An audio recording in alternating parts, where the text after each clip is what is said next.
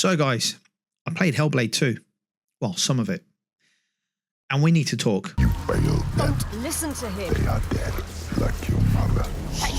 Go ahead and hit that like button. That helps support and grow the community here on YouTube. If you enjoy content about the gaming industry, in particular PlayStation news, rumors and leaks, please consider subscribing or becoming a channel member. So before I talk about my experience with Hellblade 2, a new report which claims Hellblade developer Ninja Theory is safe from ongoing and upcoming Xbox layoffs and closures. Microsoft shut down Arcane Studio and Tango Gameworks, and there was some concern that Ninja Theory would eventually meet the same fate. As the studio has not made a commercially successful game since its acquisition, and it's questionable whether Hellblade 2 will be considered a success or not. We'll come on to this shortly. Prior reports have suggested that Microsoft is considering releasing Hellblade 2 on PS5 at some point, as its games are not generating revenue from day one launches on Xbox Game Pass. Given that Tango Gameworks released the critically acclaimed Hi-Fi Rush across all platforms before it was then shut down, many wondered that Ninja Theory was set to meet a similar fate.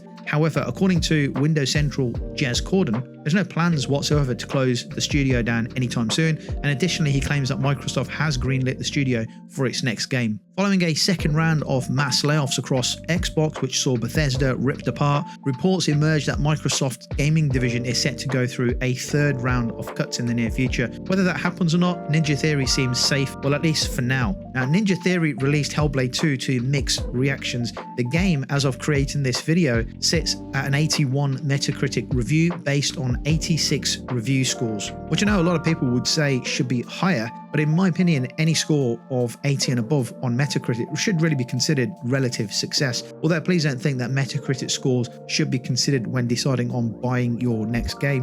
This is just one area where you can get a feel of what the critics think of the game, and also what many of the gamers who played the game think of that game. Those user review scores should follow shortly onto Metacritic. However, also take into account there will be tons of review bombing and industry and platform bias with those review scores. So take everything with a pinch of salt. When I'm thinking about a game I'm not too sure of, I always read through the many different reviews that people leave on those games, and I try to get a balanced review of that game. I also check out YouTube gameplay of trailers to see if there's something that I would like, and try to stay from many of the spoilers if I can. It also helps reading a bunch of comments sometimes from people who have played the game, just to give you an overall fair picture of what the game's like if you're kind of sitting on the fence with it. So all I'm saying is try not to just use Metacritic to determine if the game is good or not. But with regards to Hellblade, there are lots of mixed reviews landing, and the game visually does look incredible, but where the problem lies is in the game's design. The levels and the puzzles really do not do much for the game. One infuriating section of the game which does have you running around, well, walking around for like an hour or so, lighting up loads of torches, and the game offers far too many cinematics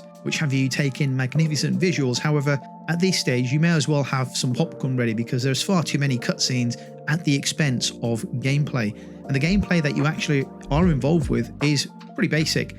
A lot of the gameplay mechanics seem very dated, almost kind of PS4, Xbox One generation, the very early days of that generation. I don't think anyone can question the look and feel of the game, the atmospherics of the game. They look very good. The creators wanted to create an artistic game, and I think they've delivered that to some degree, and visually I think they've achieved it. But sadly, the game doesn't play very well. It almost feels like a tech demo. So if the Series X was presented at a live showcase demonstrating this game to an audience, I think they'd be blown away by the stunning visuals. There are moments in the game where you kind of ask yourself, if only.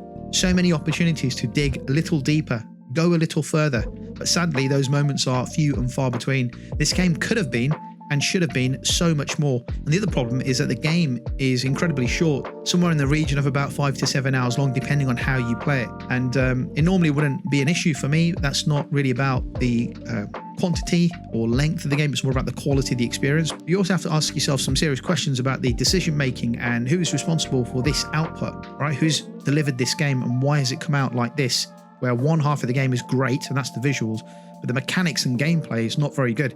And the game was revealed to the world at the 2019 Game Awards along with the Xbox Series X. It was supposed to be a flagship AAA game. Well, at least that's how it was portrayed to everybody. The game has had over 5 years of development time spent on the game. Now, you telling me in 5 years, all Ninja Theory have produced is a game which has some very basic puzzles, looks stunning, but is even shorter than the last Call of Duty single-player game. To me, that's worrying. If I had to score the game, I'd probably give it a 6, and that's being generous. 6 out of 10. Probably the best looking game on Xbox out there, along with Flight Sim in terms of looks and visuals, right? The visual side of it. But everything else about the game sadly lets it down. And let's hope the next venture that Ninja Theory is signed up to is better than this one. Let me know if you plan on playing this game or giving it a try. I'd love to get your thoughts once you've had some time playing through the game. It is a short gaming experience. I'm around 2.5 to 3 hours in. You could say I'm near the end. I'm definitely more than halfway through.